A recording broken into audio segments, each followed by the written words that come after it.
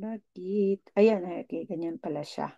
Alright, so professional education. So, 20 points tayo, pero alam niyo naman po ako, mahilig akong magpa-identification. So, baka aabot tayo ng 50 points dito kasi dami kong identification.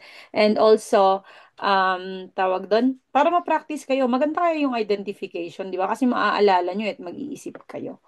Alright? Okay, so let's start.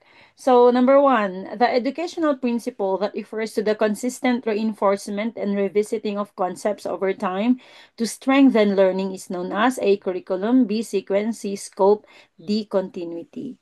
Okay, so actually, parang linalagnat ako ngayon eh. Hindi ko alam kung linalagnat ako dahil sa hirap ng topics ngayon or ano. Alright, so ilagay niyo po yung niyo, yung, how do you call that? The number, please. Yung number. Okay, please put the number. Alright.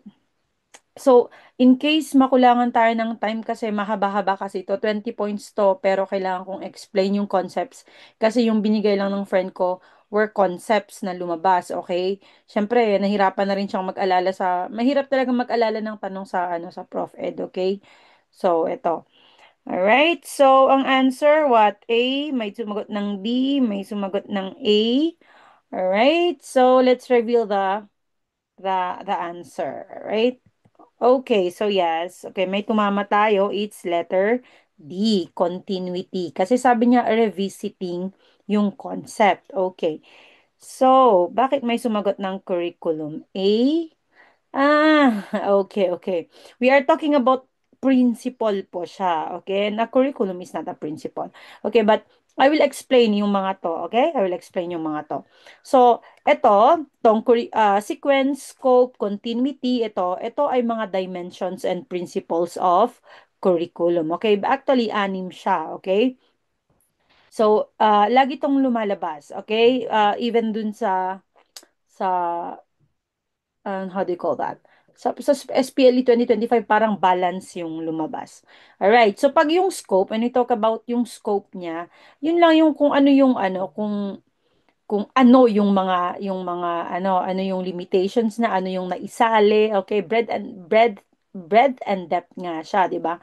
Ano yung mga naisali na at ano yung mga na-cover doon. Okay, so yun lang. I think it's very easy to for example, naglagay din ako ng example diyan para kapag mahilig pa akong maglagay ng extra notes diyan kasi para pag panoorin niyo ulit yung video na ipopost ko sa is pwede niyo screenshot, 'di ba? Yan. So for example, yung scope, pag sa kindergarten curriculum, 'di ba? Ang scope niya ay phonics, reading, writing, pwedeng ganon, 'di ba? Yan. Okay. Number two is sequence, all right? So ang sequence, yun lang, yung order, yun lang, kung paano i-present yung para magiging comprehensive, okay? So for example, naglagay na rin ako ng example diyan, pag sa basic arithmetic, ano ba yung pinakamagandang order sa pagtuturo? Unahin mo ba yung multiplication and division or addition and subtraction? Okay? So, of course, parang common sense, alam natin ituro muna natin yung addition and then subtraction, multiplication, and division para magkaroon siya ng logical sequence. Consistent yung keyword. Ay, sorry, hindi ko nabasa. Alright. Alright. So, we go to integration. Okay. So, ito naman, very easy naman yung integration. Connect mo lang siya. Okay. Connect mo lang yung mga topics. Okay. Para hindi siya isolated. So, for example, yan yung history lesson about the Philippines, right? So, kung history, mo naman siyang ano, pwede namang sa English, 'di ba, is i-connect nila yung sa about myths and legends. Parang ganyan yung ginagawa kasi kindergarten teacher ako. So ginagawa po talaga namin dito. Halimbawa, ang tinuturo namin sa English is yun din yung tinuturo nila sa Chinese. Okay? So for example, ang theme namin ngayon is fruits. Yun din ang ituturo nila sa Chinese. Alright. So of course, balance, alam niyo na po 'yan, very easy, 'di ba? So para hindi dapat dapat pare-parehas lang yung depth niya, alright? Hindi yung parang nasa, for example, nagtuturo ka ng biology, tapos ang dami mong inubos na oras dun sa pagtuturo ng cells lang, hanggang cells ka lang, di ba? So, wala siyang balance pag ganon. Alright, number five, articulation. Okay, ito yung madalas lumabas sa ano, sama talagang pakiramdam ko, ha. Itong articulation, ito yung ano, yung lumalabas usually sa ano, sa mga Mac boards, okay?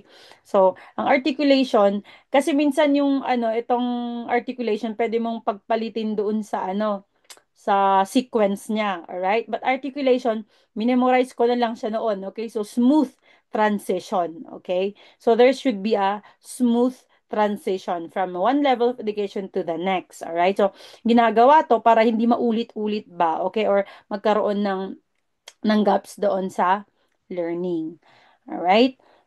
And the last one is continuity, alright? So, continuity, yung parang yung kanina, okay? Dapat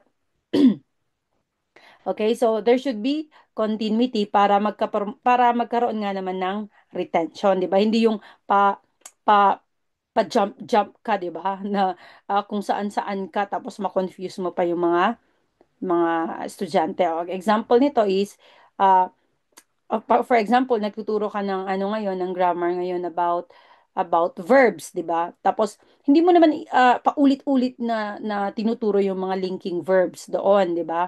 Halimbawa sa action verbs ka nang, pero at least parang pahakyawin mo ulit para maalala nila. Okay? Number two, okay, so ito na ulit, parang ano natin siya, how do you call that? Practice.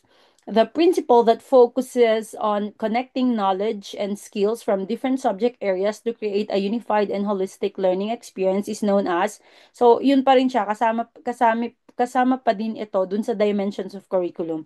K, A, scope, B, sequence, C, continuity, at saka D, integration. Para maano nyo, parang practice na din, di ba? Lagay nyo lang po yung ano, yung sagot nyo. Okay, mag 5 seconds clock tayo. Alright, anong sagot nyo? Lagay nyo yung number ng sagot nyo. Number two. May na-confuse pa din. Connecting knowledge, sabi niya. Iko-connect mo yung knowledge uh, and skills from different subject areas. Alright, okay. So yes, it's integration. Opo, integration. Okay, yung sequence po is yung order, di po ba? Yung order para magkaroon ng logic yung tinuturo mo, okay? Number three, it refers to specific knowledge learned through a method with which scholars use to study a specific content of their field. A, subject-centered design. B, broad field design. C, correlation design. D, discipline-centered design. Okay, actually parang ano, hindi to common na ano na mga concepts. Ito yung subject-centered design. For me, so okay, naalala nung friend ko. Alright? It refers to a specific knowledge learned through a method. Okay, so may method siya with which scholars use to study a content of their field. Okay, ilan ang ano? Okay, may tamang isa. Okay, it's discipline-centered design. Alright? Discipline-centered design. Okay, kasi ang sinasabi niya is yung method, hindi po yung content. Alright? Okay, but let me explain tong four na concepts na to, okay? So, ito yung apat na to is under curriculum design, alright? So, alam po natin yung curriculum design is kung paano pagkagawa ng curriculum, okay? So, yun nga, eh, um, hinighlight ko yung curriculum design, ini-include niya yung what to include and how to present it. Alright? So, ito, yung subject-centered design. Ito yung ano, pinaka or this is the oldest school curriculum design. Okay? So, ito din daw yung ginagamit nun sa mga ancient education like Greek. Okay? So, pag subject-centered design, okay, iba-iba yung subject, okay? Na ano-ano sila na how do you call that? Separated sila, okay? And they are unrelated. Kumbaga na ituturo sila in in isolation. All right? Yun yung subject-centered design, okay? So separate. Siguro ang pwede nyong maging diyan, mnemonics is subject starts with S, so separate subjects, okay? Subject-centered design, separate po siya. Okay, alalahanin niyo po yun ha. All right, ito namang broad field um, ito namang broad field design, okay? So, in-highlight ko dito, okay? Ini-integrate niya yung content from several related discipline, okay? So, for example, ito yung di ba meron tayong ngayon, makabansa, di ba? So, yung mga iba't ibang mga subjects is pinag-isa siya, okay? Pinag-isa siya. Yung iba't ibang related discipline, pinag-isa siya.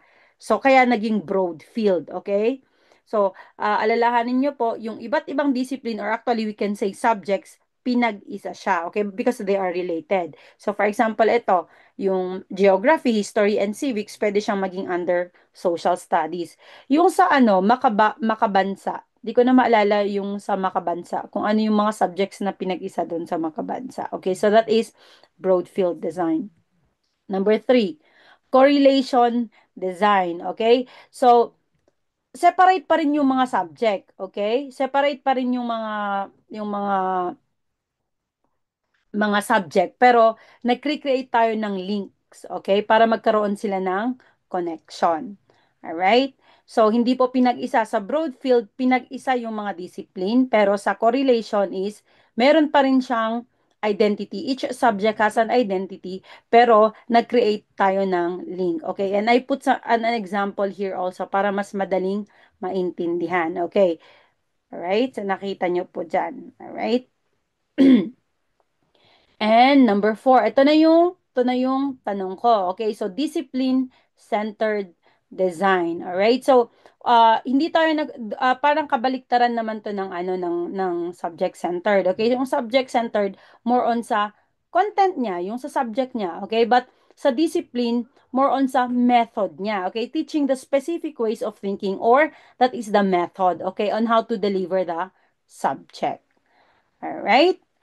Okay. Hindi ko nabasahin yung mga example na yan ha. Linalagay ko lang yan para pag pinanood nyo po, you can screenshot or you can read more on that. Alright. So, eto. Binalik ko yung question. It refers to a specific knowledge learned through a method with which scholars use to study a specific content of their field.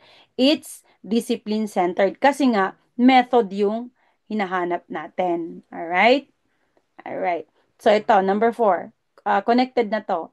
At Northern Heights High School, students enroll in a course titled Earth and Environmental Studies. This single course integrates content from the subject of geology, meteorology, astronomy, and environmental science. This is a prime example of which curriculum design approach: A, subject-centered design; B, broad field design; C, correlation design; D, discipline-centered design. Alright, so pinag-isa na po niya. Okay, ano po yung sagot? Okay, pinag-isa po niya. Alright. Pwedeng ilagay nyo po yung number kasi medyo na minsan na how do you call that? Nalilate yung nyo. Yeah, so ang broad field design, yes, very good. Kasi pinag-isa niya. Parang yung kanina yung in-example ko, 'di ba? Yung geology, geography, ganun, pinag-isa sa social science. All right? Very good. Okay, number five. It is when students work together to understand a topic better. Everyone shares their personal views and listens to others to find shared ideas and common ground. A, dialogue. B, discussion. C, debate. D, self-reflection. Okay, so kung may ginawa akong yung four types of conversation, um, na video. It's a very short video. Kung napanood nyo din yun, mas malaki po yung chance nyo na masasagot nyo po to. Okay, so number five po tayo. Ano pa yung number five? Alright? Mhm. Ay, walang nanood doon. Walang nanood doon sa video ko. Ah, okay. Everyone shares their personal views and listen to others to find shared ideas and common ground. Okay? Alright. Yes. Okay. So, ang answer po dyan ay dialogue. Okay? Kasi, ang ang discussion kasi is you are talking about a topic. Okay? Meron kayong topic as I have said, meron kayong content, alright? Pero ang sinasabi dito is work together to understand. Tapos ito pa yung everyone share their personal views and then listen to others to find shared ideas and common ground. Okay? So wala po silang content, wala po silang topic, mag-usap-usap lang sila, okay, to build to come on a consensus kung paano yung atake, ganito yon. Okay, so that is why it's called dialogue. Okay, all right. So, yung debate, alam naman natin, dun sa video ko nga, nasabi ko is you argue or defend a position. Okay. Sino pinakapanood dun sa ano? It's just a parang 2-minute video ata yun. Meron po ba? Yung 4 types of conversation. May nanood po sa inyo? Yan. Meron? Okay? If meron, okay, sino yung makaalala doon sa type of conversation na parang ano lang, parang nagrarant ka lang. Okay? So it's often known also as angry speech or angry writing. Okay? Sino po? It also starts with the letter D. Meron ba? Ay, wala. Okay. Bahala kayo dyan. Okay, super effort ako sa paggawa ng mga videos doon. Hindi nyo pala nakita. Okay, the answer there is diatribe. Okay, it's diatribe. I hope balikan nyo yan. Alright. Yes, okay. Ayun si Hennessy kasi lagi yan eh. Okay. All right, number 6. After a community, hindi ko sinabi yung self-reflection, okay, kasi related to. After a community simulation activity, Mr. Torres asked his students to write a short journal entry about what they learned about leadership and how so their own actions help or hinder their group's progress. Okay, I think this is very easy. Tsaka laging lumalabas to. Which assessment technique is Mr. Torres primarily using A, peer assessment, B, oral questioning, C, teacher observation, and D, self-reflection. Okay, yes? Feeling ko ang dali na nito sa inyo. Alright, yes. So it is, yes, self-reflection. Okay? So yan pa lang yung sabi niya na na mag-write ka ng short journal entry mo. Di ba pag nagjo-journal ka, nag-iisip ka, di ba, rine-reflect mo kung ano yung naaral mo, yung mga ganon. Alright? And how their own actions. Okay? So that is, you can only do that by reflecting. All right.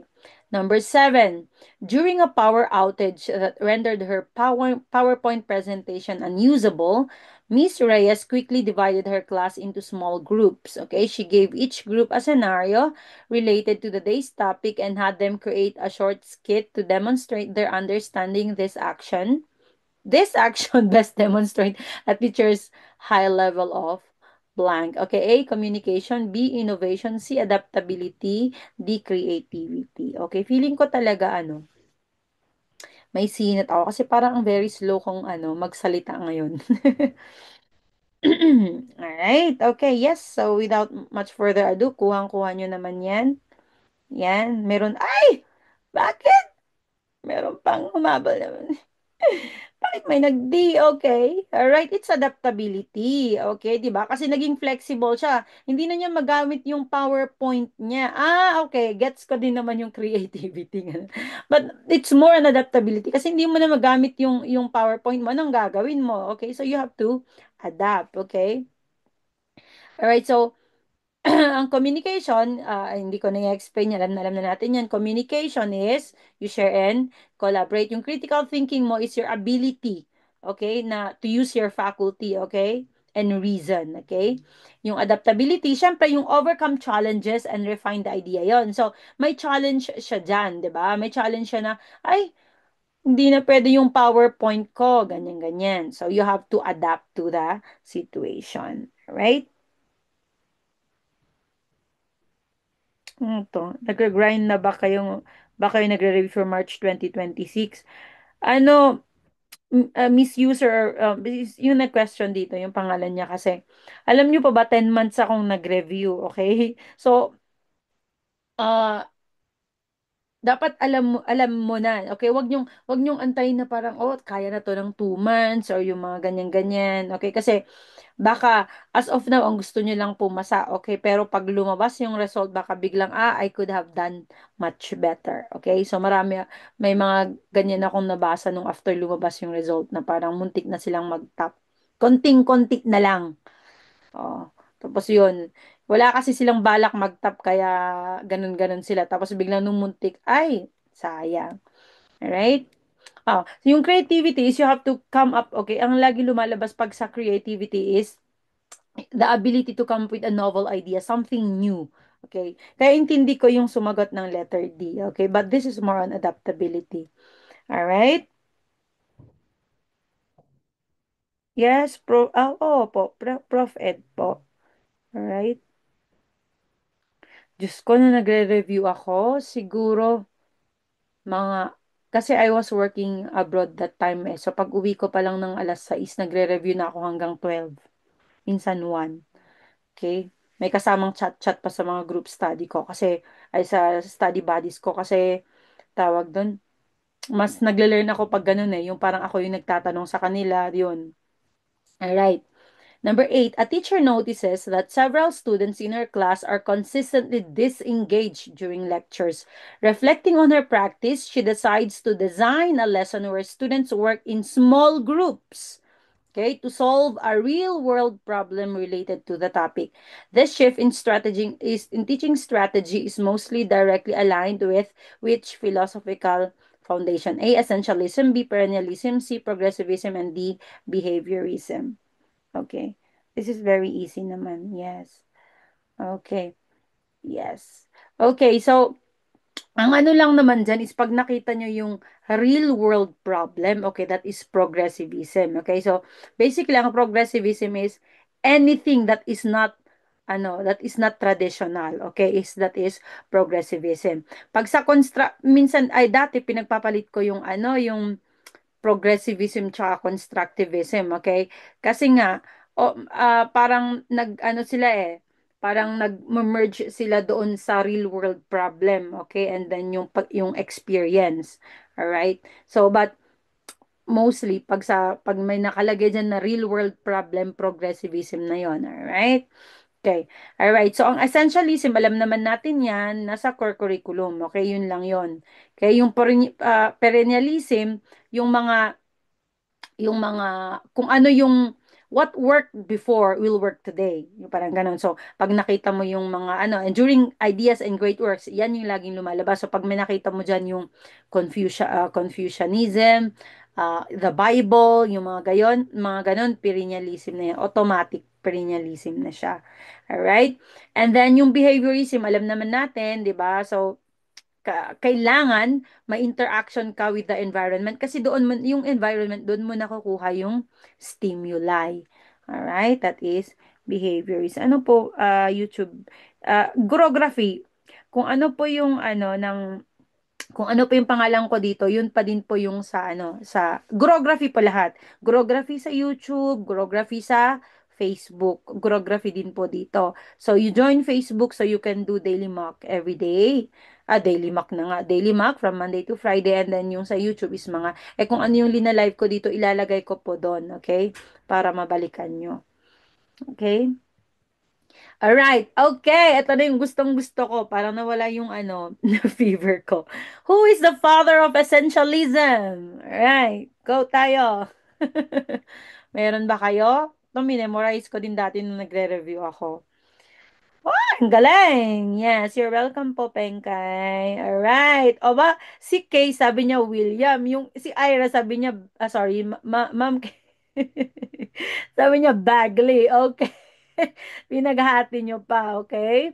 Opo, ina-upload ko po ang full video sa YouTube. Alright? So, you are right. Yay! William Bagley. Okay, yes. Okay, I'm so proud. All right. Yes, William Bagley. Okay, meron pa tayo. Who is the father of perennialism? Okay.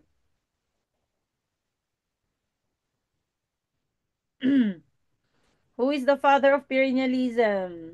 Okay, magbigay lang ako ng ano, one, two, three. Mas maganda yung ganito, okay? Sa akin, dito talaga ako, ano eh, natuto eh.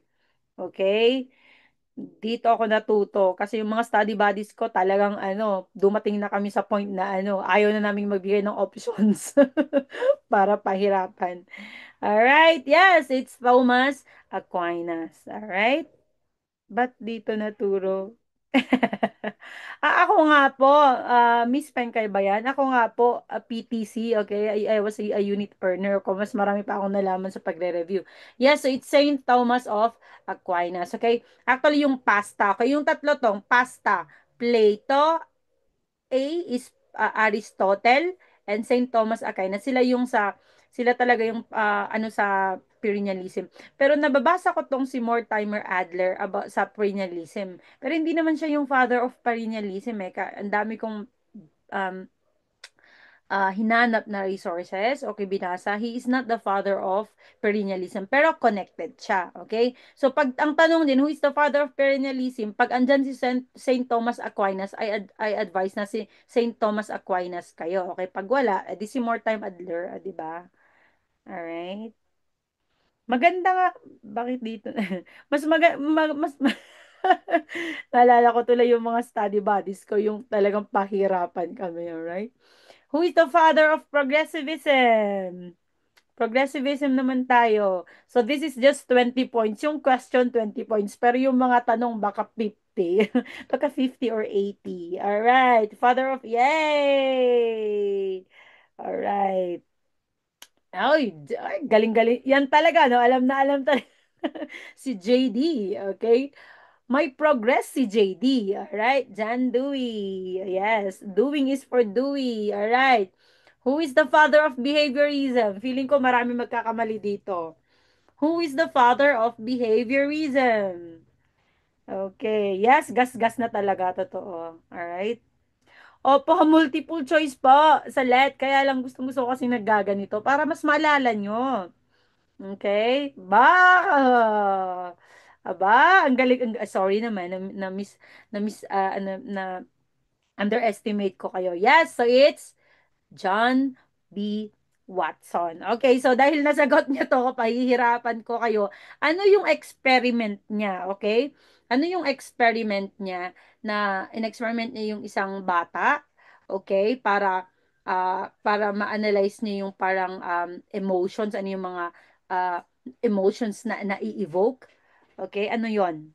Sige nga. Sige nga. Sino nakakaalam? Sinong nakakaalam? Alam niyo na kasi yung Watson eh. So, gusto ko yung ano, pahirapan. Ay, ang galing! Yes, Little Albert. Right? Ang galing, ang galing. It's Little Albert. Okay, so, ito yung na-discontinue na ano niya, na experiment niya. Okay? Kasi, they are already accusing him of ano, it was unethical kasi bata talaga tao yun. Alright. Alright, number 9. Okay. So, lumabas po to ha. Tas anak pa niya. I don't think na anak niya. Okay, ano, ang alam ko is hindi niya anak. Okay, but I'll look into that. All right. Republic Act 7836 or the Philippine Teachers Professionalization Act of 1994 fundamentally professionalize the teaching career in the Philippines primarily by A, increasing the salary grades of all public school teachers and providing them with special hardship allowances. B, requiring all teachers to undergo a mandatory professional development seminar every 3 years. C. Instituting a licensure examination and requiring a professional license for all teachers in the public and private sectors. And D. Transferring the supervision of all public school teachers from the DepEd to the Professional Regulation Commission. All right. Okay, yes, okay. So, very easy. Very good. Okay, so ang sagot po niyan ay, yes, yung nagkaroon siya ng licensure exam. Okay? Pero 'di ba meron pa yung nauna, 'di ba? Before tong RA 7836. Okay? Pero ito next na ano na na itakal ko 'yon, okay? So, ito yung linagay ko na letter A. Ito yung linagay kong option. Okay, kasi lagi ding lumalabas sa mga Macboard. Pagdating sa salary, it's Magna Carta. Okay? So, i-memorize nyo po talaga. Wala po tayong choice. Okay? So, i-memorize nyo pagdating sa salary, yung Magna Carta po for public school teachers RA 4670. And then, pagdating sa CPD, it's RA 10912. Okay? CPD Act of 2016. All right? Okay. All right, very good. And itong transferring the supervision of all public school teachers from the DepEd to, hindi po nangyari yun, okay? Ang PRC is doon about sa licensure exam, all right? Tsaka yung ang school ay sa DepEd or CHED, all right? Or yung trifocalization na TESDA. Alright. So, ito. So, nakalagay dyan. Dalawa naman yon. Okay? So, ang nakalagay dyan is sa RA 73736 is to strengthen the regulation and supervision of the practice of teaching. Okay? So, palakasin lang siya and then mag-prescribe ng licensure exam. Alright. Okay, how many CPD units are required? Ngayon, okay, ngayon po, lumalabas po to. Ilang CPD units ang required ngayon? Alright, ang gagaling nyo, grabe. Oy, oy, oy, oy, oy, yan, nagkagulo-gulo na. Alright. Okay, yes, you are right. Yes, si Ma'am Ira is correct. Okay, so ngayon is 15 units na every 3 years. Pero dati, okay, kasi kaya linagay ko dyan, after December 2022, 15 units na po. Okay? Pero noon is 45 units. Alright, pero may nabasa ako na parang in 2027, ibabalik na daw yung 45 units. Alright?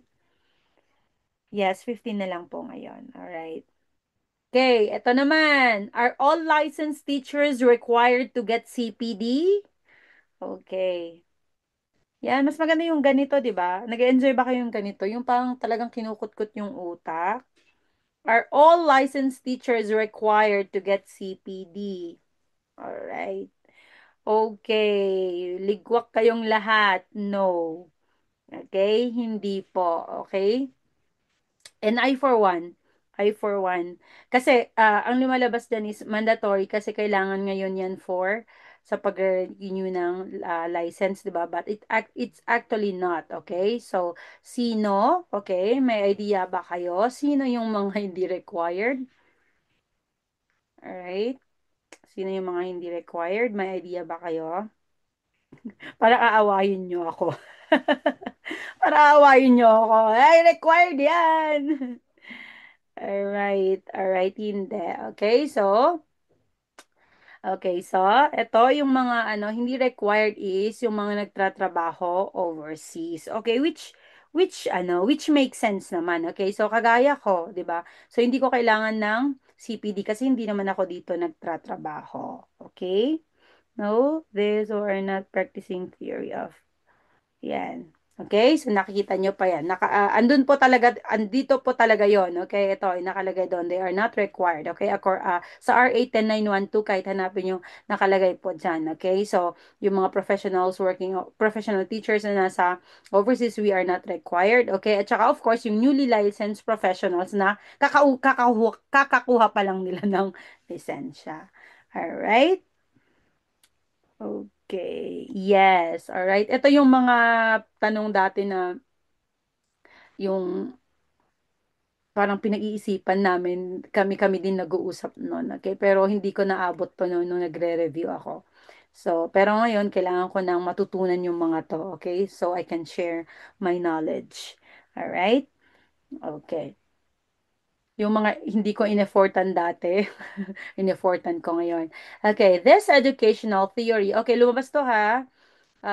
This educational theory posits that the mind, okay, is composed of distinct faculties such as observation, memory, and willpower that can be strengthened through rigorous mental exercise. Okay, much like a muscle. Actually, ito na yung ano definition niya. Okay, so linagay ko na lahat yan yung definition niya. Okay, kasi hindi ko alam kung paano yung pagkatanong. Okay, kasi ang sinabi nga nung friend ko is yung mga yung mga concepts lang. Okay, so linagay ko na lahat yung definition niya dyan. Okay, this justifies a curriculum of difficult school subjects like mathematics and classical languages. Okay, A, disciplinism, B, essentialism, C, progressivism, D, perennialism. Okay. So, feeling ko naman mahuhulaan nyo to kasi how do you call that? Alam nyo na yung mga iba dyan, di ba? Alam nyo na yung mga iba dyan. So, parang mga cancellation, ano. Marami din akong nasagot na ganito, yung cancellation dati. Kahit hindi ko alam yung mga concepts na andon. So, cancel ko na lang. Alright, so, it is disciplinism. Okay, so, ang nabasa ko about sa disciplinism is mental exercise. Yun lang yun, yung pinaka-gist niya. Okay, so, kailangan may mental exercise. Kagaya niyan sa math nga naman, 'di ba? So drilling lang 'yan, 'di ba? Hindi mo naman ina-analyze yung ano, 'di ba? It's more on practice. All right? Disciplinism. All right. Ay, nasabi ko na pala yung sagot. Alright, ito naman. This is ito naman, lumabas kasi to. Okay, lumabas daw. Which is, alam na alam nyo to, gasgas na to. Pero lumabas kasi so linagay ko pa rin. It is an educational philosophy where learners actively build their own understanding. Okay, just ko, gasgas. And knowledge through experiences and reflection rather than passively receiving information. A, hedonism. B, empiricism. C, constructivism. And D, perennialism. Alright, okay, of course. Kala ko may magkakamali pa. Alright, so ang sagot po niyan ay, of course, it's constructivism. So, di ba kanina ang sabi natin, pag nagde-delve na sila sa real world problem, it's more on constructivism na. Pero, yan yung ginagamit ko dati. And then, pag yung learning through experience, that is constructivism. Alright? Alright. Ma'am Ziba or Sir Z, you can, akala ko mnemonics tong buold. Yes, build. Di ba kasi laging yan yung nasasabi, build their own, okay? So, yan. Alright. So, ang hedonism, alam naman natin, di ba, yung parang ang mga tao daw, they are motivated to act. Okay? Uh, for the reason na maximize yung pleasure at saka minimize yung pain. Hedonism, maximize pleasure, minimize pain. Okay? So parang yun lang ang motivation daw ng tao. Okay? Alright, ang alam naman natin yung empiricism is sensory learning. Okay? So something that you can touch, feel, see. Okay? That is empiricism. Alright. Alam na natin yung perennialism, okay? Alam na natin, okay? Yung mga great works, hindi na kailangang sabihin. Alright. Maano ko lang, how do you call that? Konting ano lang. So, yung mga gustong mag-enroll sa social science major. So, naka-start na kami nung first week of October. It's just for 249. Okay, so kung paano po ako mag-discuss dito, ganun, or baka mas malala pa sa pag-discuss ko sa social science, himay-himay po. 'Di ba? 'Di ba, Hennessy, Sir Hennessy? Alright. Okay, so enroll na. Alright. Okay, who is the father of hedonism? Who is the father of Yes. Oh, 'di ba? Sabi ni Hennessy, sulit talaga yung 249. May mga pa-bonus pa yan na weekly, ano. Nagbabasag kami ng bungo. Okay, who is the father of hedonism? May idea po ba kayo? Ay, ang galing! Yes, Aristippus of Cyrene. Yes, alright. So, Aristippus of Cyrene. Alright, very good. Next, who is the father of empiricism? Who is the father of empiricism? Pag hindi natin natapos to na ano, pag nawala ako sa live at pag may naiwan pa, ano, ay mag-relive ako ha. Sayang. Mm-hmm. Alright. Who is the father of empiricism? Alright. So, yes, ang galing talaga ni user Chuvachernes. Okay, si Francis Bacon. Alright. So, si Bacon, Isipin nyo na lang, okay? Empiricism, bacon, alright? Wala akong maisip na mnemonics, alright? Ito, ito.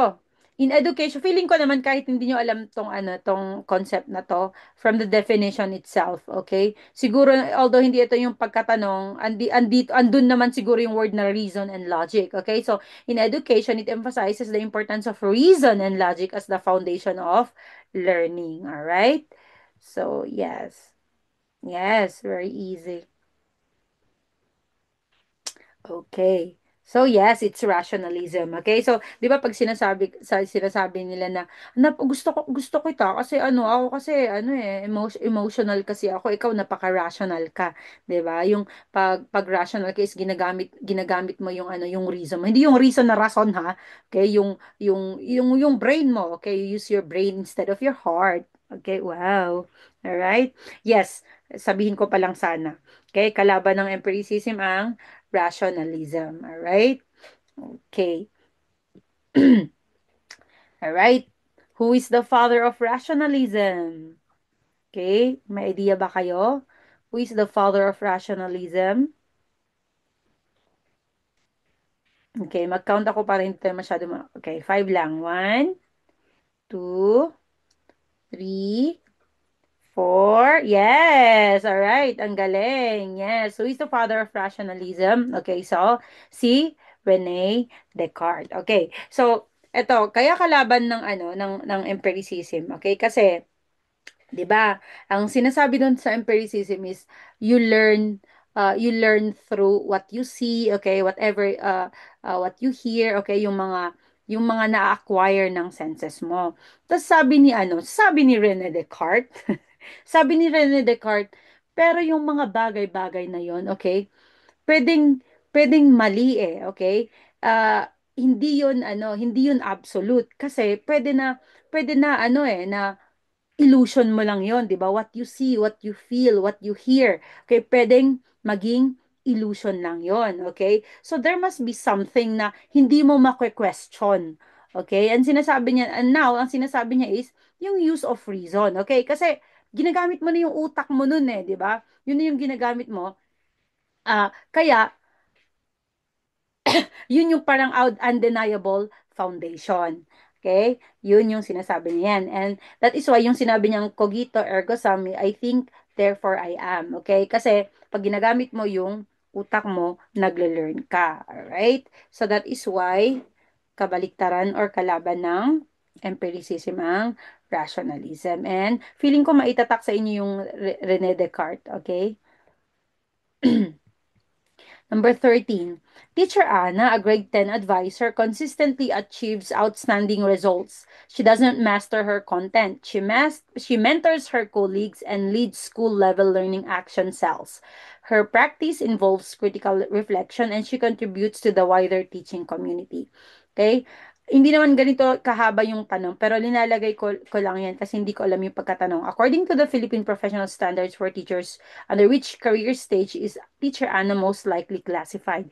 A. Beginner teacher. B. Proficient teacher. C. Highly proficient teacher. D. Distinguished teacher. Actually, nung SPLE 2025, ito din yung lumabas. Okay?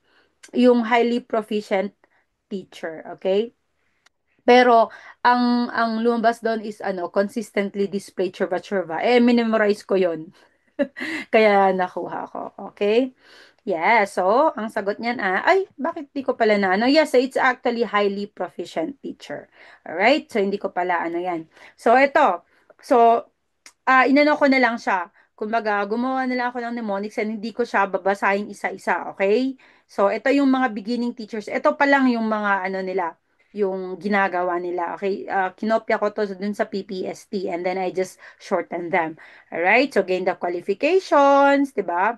Basically, yung foundation niya lang, okay? So, strong understanding of subject, requisite knowledge. Ito lang, kailangan lang na yung requisite knowledge, okay? I-manage lang niya yung learning programs, okay? At saka kailangan niya ng support from colleague kasi nga bago pa lang siya. Naglagay na rin ako dyan ng mnemonics, alright? Okay. Ganito kasi yung ginawa ko dati. Minemorize ko yung ano. Alright? Alright. So, ang proficient teachers naman. Alright? So, independent na siya. Okay? So, he's trying to work on his own and then minamaster na niya. Okay? So, yan, ganyan. Okay? Display skills in planning. Okay? Kasi nga, alam na niyang mag-plan. Alright? So, hindi na niya kailangan ng help. Alright? I mean, hindi na niya, hindi ko naman sinasabi, hindi na niya kailangan ng help, but they can work on their own. Alright? Ganyan, proficient teachers. Okay, mamaya i-ano ko naman yan eh. May ginawa naman akong parang ano niya. Alright, so ito, um, highly proficient teachers. Okay, so ito naman. So, display masterful help with care. Alright, so yan, display a high level of performance. Okay, so high level na siya compared sa proficient. Alright, na minamaster pa lang niya. Okay, pag highly proficient, high level na siya. Okay, yan magkakaparehas lang naman din naman actually yan, di ba? May in-depth and sophisticated, high level, magkaparehas na siya. High education focus, okay? Adept, okay? More adept. Parang synonymous yung mga yan, okay? Ang pinaka-gist ng highly proficient is you work collaboratively with colleagues. Alright? Yan ang pinaka-gist niyan. Alright? Alright, we go to okay, okay, ito na yon si distinguished teacher. Ito na siya na yan, okay? So, embody the highest standard, right? Exhibit exceptional capacity, okay? So, pag ito yung mga lumalabas na mga adjectives, right? Alam nyo na, okay? Leaders, sila na yung leader, okay? Okay, and then they give lifelong impact, okay? Kasi syempre, alam na nila eh, marami na silang alam, so they can have an impact, all right? Ito, seek professional, hindi help, kundi professional advancement na siya. Alright? And of course, commitment to inspire the community. So, hindi na lang siya sa school, also the community. Okay? Totoo ba? Totoo ba? Alright. So, ganyan. Okay, but, kaya hindi ko binasa yun isa-isa. Okay, kasi ito lang naman talaga yon. Okay? So pag career 1, inaaral mo pa yung kung ano yung foundation niya. Okay? Kung paano magturo, okay? Yung career 2, minamaster mo na siya. Okay? At you're trying to how do you call that? To refine your craft. All right? So, and then pag career 3, yan na yon, yung parang tumutulong ka na. Okay? So, kaya leading peers. Okay? So, nagme-mentor ka na. And then, pag career 4, trina-transform mo na yung practice. Okay? So, I hope na ano nyo. So, pag career 1, foundation. Career 2, nagma-master. Career 3, nagme-mentor. Okay? And then, career 4, trina-transform mo. Okay? You are trying to transform. All right. Okay, so, let's do the okay, bakit ganun yun? Mhm. Alright, so ito, practice to, ha? Teacher Anna, a grade 10 advisor, consistently achieves outstanding results. She doesn't just master her content, she mentors her colleagues and leads school level learning action, okay? So alam niya na, okay, hindi lang niya minamaster, okay? Nagme-mentor pa siya. Okay, so if maalala nyo, A, beginning teacher, B, proficient teacher, C, highly proficient teacher, D, distinguished teacher. Alright, so hindi lang niya minamaster, nagme-mentor pa siya. Okay? Okay, yes. So, ay, bakit ganon? Number 13, bakit hindi ko ba sinagot yon? Okay, di ko pala sinagot yon. Okay, but yes, ang sagot po niyan ay highly proficient teacher. Kasi ang nagmamaster is yung proficient. Pag nagme-mentor, yung highly proficient. Alright? Ay, hindi. O yan, dito dyan. Alright? Yan.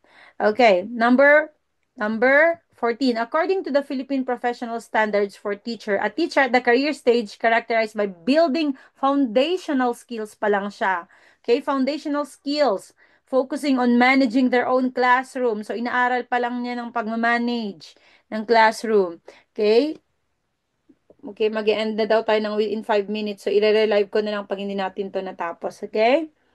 So, ano pa yung sagot nyo dyan? Yes, ang galing naman po nyo. It's beginning teacher. Kasi building foundational skills. BB, building, beginning. Alright? Okay, next. A teacher who was recognized by developing innovative, okay, nagta-transform na siya kasi ginagamit na yung kanyang creativity. Okay? Innovative teaching materials adapted by the regional office, influencing educational policy through research. Oh, yeah, nabanggit din yan, di ba, yung research, and contributing significantly to the advancement of the teaching profession as a whole is operating at which PPST career stage? A, proficient teacher; B, highly proficient teacher; B, distinguished teacher; and D, beginning teacher. All right. So, of course, yes. So, it's distinguished teacher. Okay. So, feeling ko alam niyo naman na to, di ba? So, ano na po ulit pag sa sa beginning teacher? Ano pa yung natin, yung parang clue natin? It starts with F. Pag beginning teacher is, inaaral pa lang niya yung ano, starts with F. Foundation. Very good. Okay. Pag, pag proficient teacher, Pag proficient teacher, ang ginagawa niya? Okay, inaaral pa ba niya yung requisite or ano ba 'yon? Yung letter M.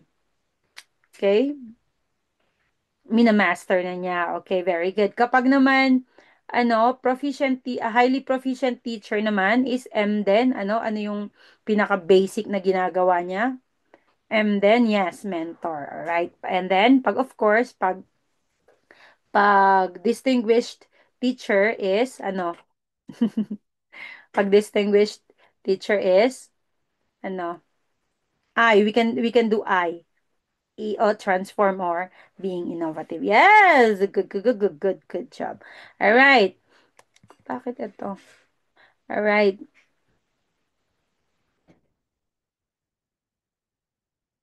Okay, another one. Teacher Anna independently analyzes her teaching strategies, reflects on student learning outcomes to refine her approaches. Okay, re-refine pa lang niya. And consistently demonstrates high quality, hindi, rine-refine na niya, okay? And consistently demonstrate high quality. So, hindi lang niya, hindi lang foundational, okay? High quality teaching practices which within her own classroom. Okay, in the PPST career stages, teacher Anna is best described as, all right. Okay, so hindi lang niya found, okay, yes, all right, so proficient teacher. Okay, so rene-refine na niya. May alam na siya. Okay, rene-refine na lang niya.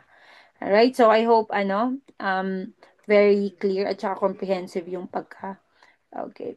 Right. Ito. Lumabas to. This research method is described as a cyclical process involving four core stages. Okay. Plan, act, observe, and reflect. PAOR. Okay. Its primary aim is to simultaneously investigate an educational issue and implement a solution to address it directly in a practical context. Which research methodology is being described? A. Action research. B. Experimental research. C. Case study research. D. Ethnographic research. Actually, hindi lumabas tong question na to ngayong at ngayong 2025. Pero ang lumabas kasi yung next. Okay, itong four concepts, yung plan, act, observe, and reflect. Okay? Pero ginawa ko to para magkaroon tayo ng transition ba. Okay?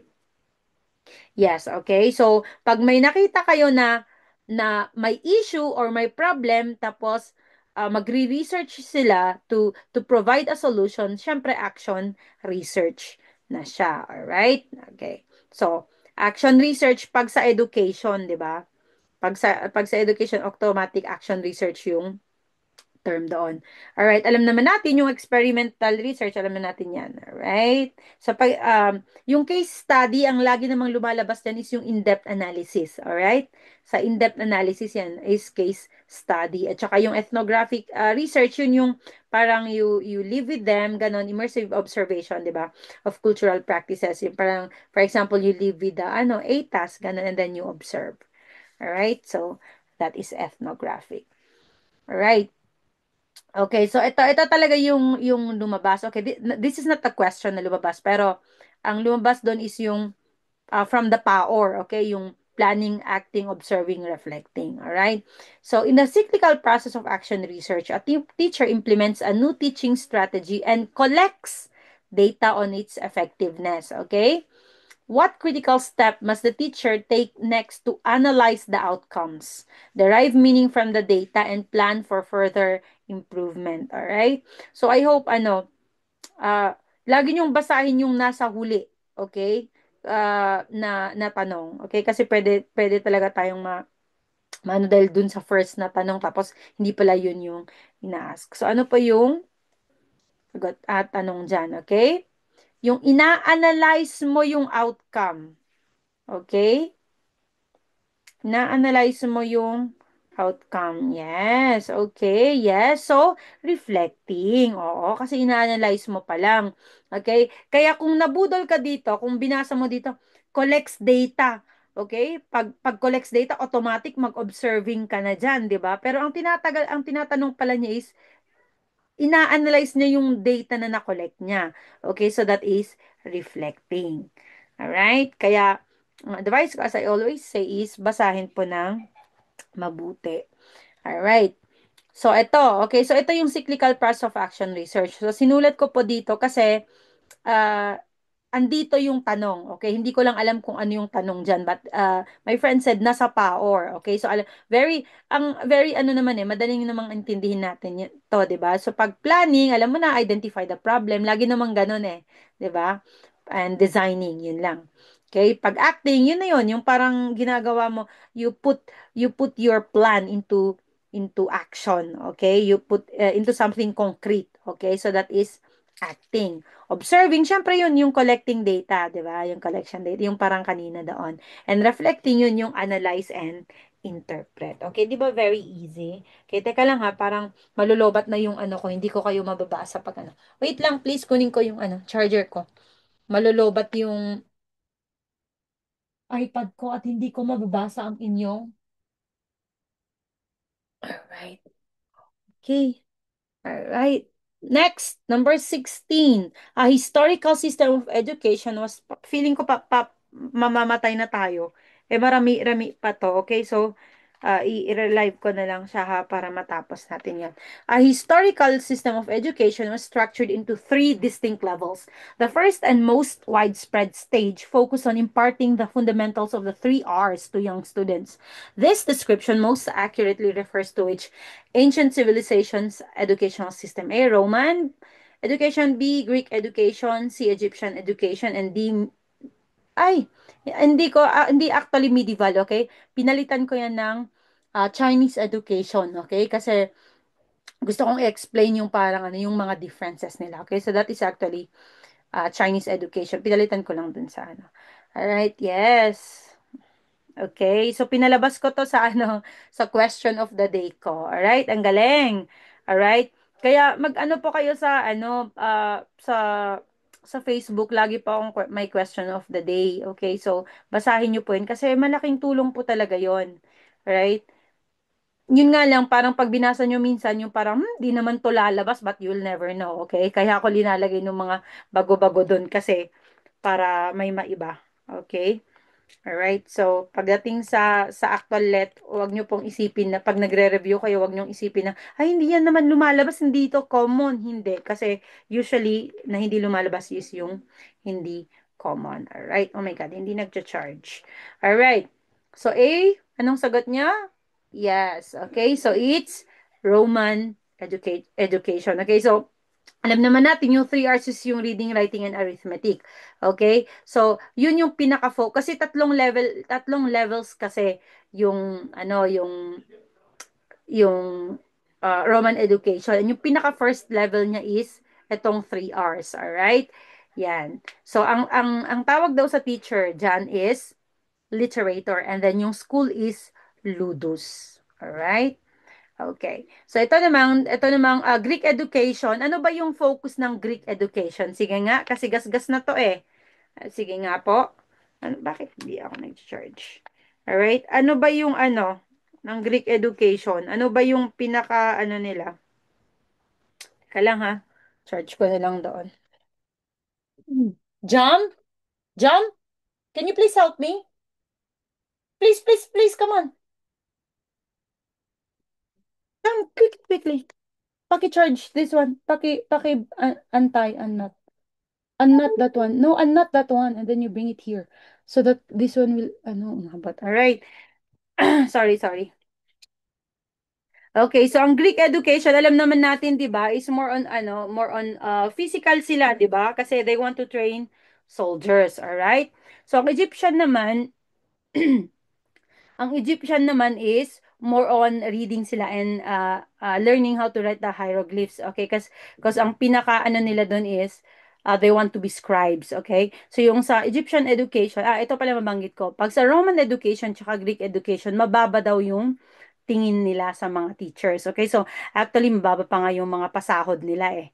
'Di ba? Yan. Pero sa Egyptian education tsaka Chinese education, kabaliktaran naman. Okay? So matataas ang tingin nila sa mga teachers nila. Okay? Kasi yung mga Egyptian education sa Egyptian education, okay, 'di ba? Ang gusto nila is maging scribe sila. They learn to become scribe. So yung mga teachers nila is yung mga priest. Okay? So sa ano sila, sa mosque sila nag-aaral, okay? Alright. Or sa mga royal, churba-churba. Alright? Ang Chinese education is more on sa moral cultivation naman siya. Alright. Number 17. These individuals are experienced on-site teachers who play a vital role in teacher education by directly mentoring student teachers during their practicum. Okay? Their key responsibilities include modeling instructional strategies, providing daily feedback on lesson plans, and guiding the teacher's adjustment to the school culture. Which role is being described? A, cooperating teacher; B, student teacher; C, school principal; D, department head. Alright, yes. So, very easy. Okay, so pag nawala to, i-relive ko na lang ha. Ulitin ko na lang. Alright, so yes. Okay, so dati na ano ko dito, nako-confuse ako nung nagre-review ako. So, cooperating teacher. Okay, so, ito, nung nagbasa ako, ang cooperating teacher pala, hindi basta-basta, okay?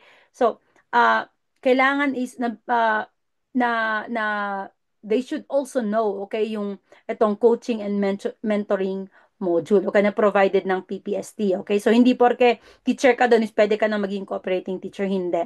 Okay, so, ito baka lumabas to, okay? So, they should also, learn, okay, itong module na coaching and mentoring module. Matanong ko lang, ano yung school? Ano yung tawag dun sa school kung saan andun yung cooperating teacher? Okay? Kasi lumalabas din to lagi eh. Ano yung name ng school? Sige nga. Ano yung name ng school? Yes. Okay, ang galing. Yes, it's cooperating school. Okay. So, ibig sabihin yung cooperating teacher, okay, is yun yung teacher kung sa teacher na yon ay employed kung saan nagpa-practicum yung student, 'di ba? So, hindi kung saan nag-aaral yung student, hindi kung saan nagpa-practicum. All right. All right. Hindi ko na-explain yung yung student teacher, alam natin school principal, department head, pwede din naman pero mas hands-on kasi yung cooperating teacher. Ito, ito na naman yung ano natin, gustong-gusto natin. Okay, so ano yung tawag doon, okay, sa basically student teacher, okay, na naka-enroll sa university, okay, na nag-aaral pa lang, ganyan, or hindi pa siya licensed, ganun. Alright? Practice teacher, malapit. Hindi, meron yan. Starts with P also.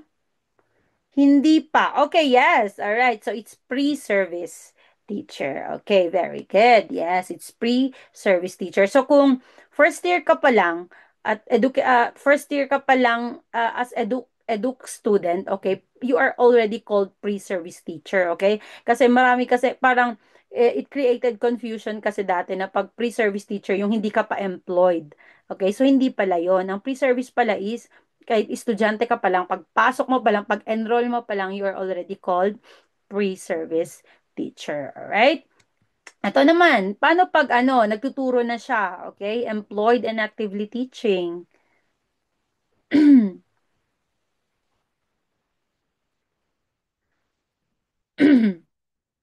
Starts with I.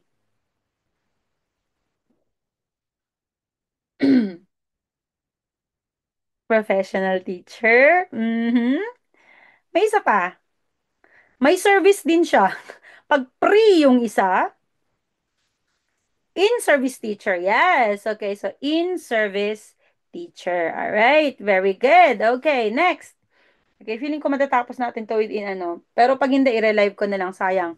It is a close-ended survey question used to represent respondent feedback in a comparative form for specific particular features, products, services. A, rating scale. All right. B, open-ended survey question. C, dichotomous question. And D, multiple choice question. Feeling ko, ano, teka lang ha. Parang iniba ko yung question nito. Pero actually, it's okay. This is okay naman. Okay. Oh, pinalitan ko talaga yung ano niya. Pero it's okay. Alright? Hindi ko pala pinalitan yung ano. Kasi pag binabasa ko ulit yung question minsan, iniisip ko na, ay gusto ko yung ganitong ano option na lang. Parang ganun. Para, alright? Oo, oo. Respondent feedback in a comparative form. Alright? Bakit ba't may nag-B? Alright, okay. Yung intindi ko yung nag-D. Intindi ko din yung nag-letter D, okay? Okay. But basically, rating scale po siya, okay? So, kaya inano ko yung iniba ko yung question, okay? Pero kahit bumalik tayo sa ganitong question, okay? Sabi niya, it is a close-ended survey question, okay? Ibig sabihin, hindi ka, pag close-ended, alam na natin, di ba? Hindi ka mag-go further, okay? Tapos, sabi niya, i-compare mo yung mga feedbacks. Alright? Especially nakalagay dyan for specific particular features, products, or services. Okay? Ito na to is nakuha ko na, ano to how do you call that? In toto, okay? Verbatim na, how do you call that? Na definition ng rating scale. Okay? Pero hindi kasi ako na, how do you call that? Na satisfied dun sa nahanap ko na definition ng rating scale. That's why pinalitan ko ng ganyan. Okay. So, yung sumagot dito sa multiple choice question. Okay? So, pwede naman kasi ang multiple choice question, it's actually a close-ended question. Okay? Kaya lang, hindi ka talaga makakapag, ano ba, how do you call that? Makakapag-express, okay, ng feedback mo kasi meron kang choices doon.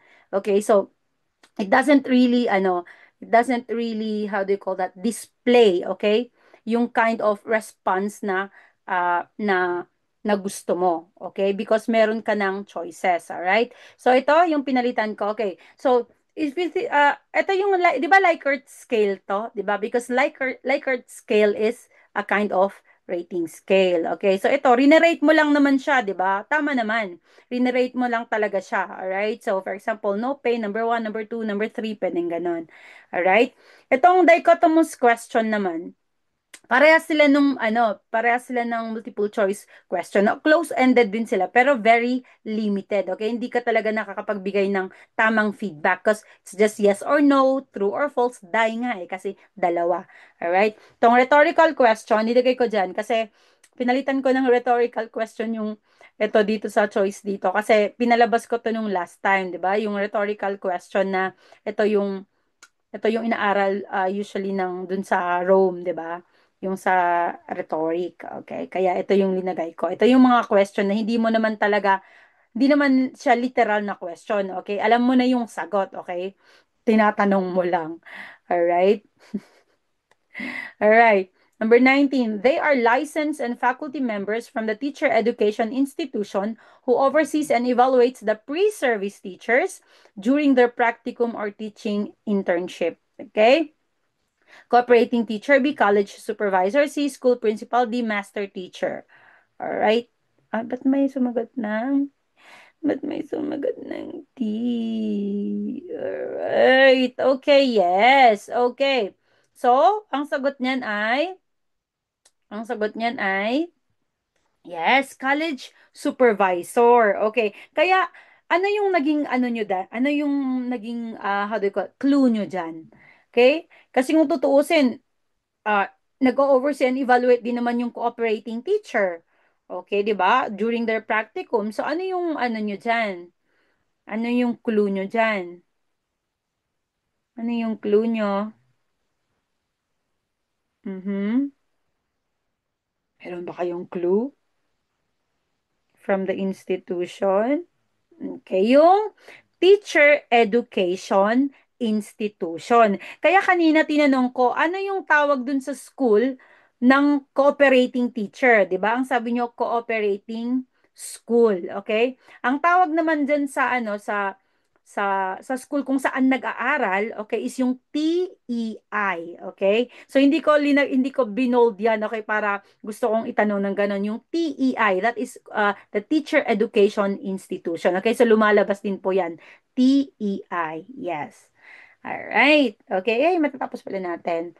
Alright, number 20, the goal isn't just to transmit knowledge, but to guide students in constructing their own understanding through active participation. Okay?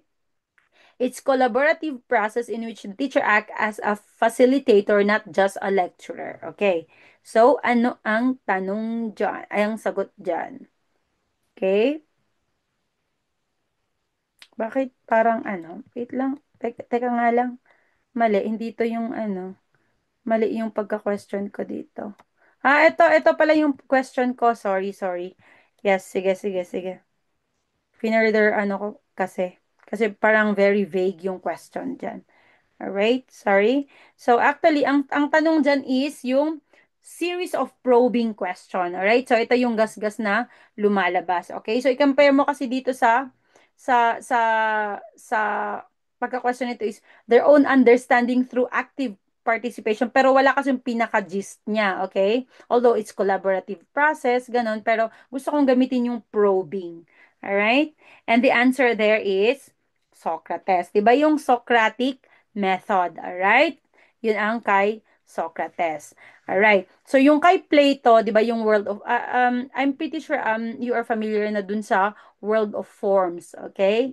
So, hindi siya about, uh, kay Socrates is more on academic, di ba? Yung parang magpro-probing ka, ganyan-ganyan para ma-build mo yung mind mo. Okay? Yun yung education for him. Okay? Yung kay Plato naman, yung education is more on, uh, sa soul mo, okay? So you're moving away from ano from building knowledge um mga senses, okay? Yun yung sinasabi ni Socrates, okay? It is more on parang pinagyayaman mo yung soul mo, okay? Yun yung sinasabi dun sa ni Plato sa world of forms, okay? Away from physical objects, all right? Ang kay Aristotle naman, okay, so hindi lang din academic, okay? It is a holistic approach naman kay Aristotle. So intellectual, moral, and physical, all right? And si John Locke is tabula rasa, okay? Yun yung ano yung ano sa tabula rasa? Ano yung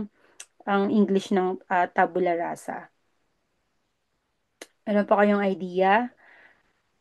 Yes, all right, blank slate. All right. Okay, so hindi ko pala naayos to. Nagmamadali kasi ako kanina.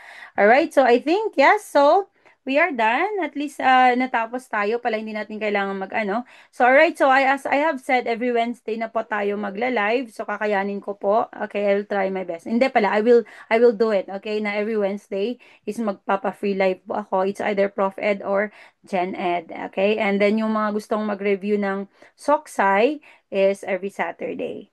All right? Ah, Prof. Ma'am Celestial, is it Prof. Ed and Gen Ed? Wala po. Ano, free lang po siya. Okay? Free lang po siya pag Prof. Ed and Gen Ed. Pero pag Soksai, it's 249. Okay? Pag Soksai kayo, mag-enroll na kayo. Marami na kayong na-miss. Okay? Nag-start na ako kasi may dalawa ako na November taker. So, gusto ko naman na to give as much as I can.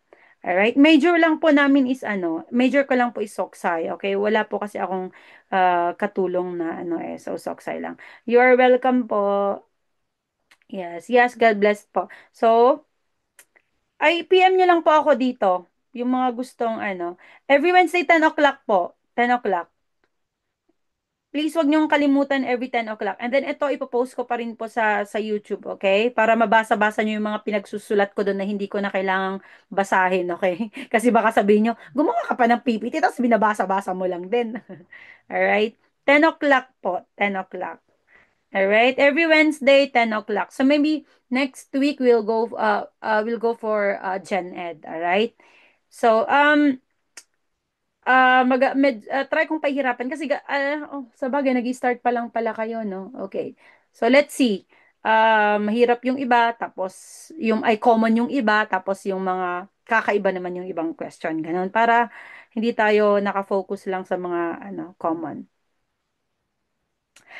Oh yes, Ma'am MM, kasi ito is actual concepts na lumabas ng SPLE 2020-2025. Okay, galing sa friend ko na nag-exam. All right. So kindly i-share nyo po ang Gurography. Okay, it's free naman eh. Okay. Yan. Yep, you're welcome. Yan, oh, naka 1:30 na tayo. Ngayon, ito yung pinakamalaki na na live natin, 1:30. That is nag-start ata ako sa 10, tapos second live ko 40, tapos naging 100, tapos ngayon naging na. Ayan. Ay, let taker ngayong November. Okay. Alright, so mag-Macboard na lang po kayo. Gurography po. Gurography po dito sa Facebook, YouTube, TikTok. Puro Gurography po yung pangalan ko. So, yung mga gustong mag-enroll sa social science major, nag-start na po kami. So, go. Kahit November taker kayo.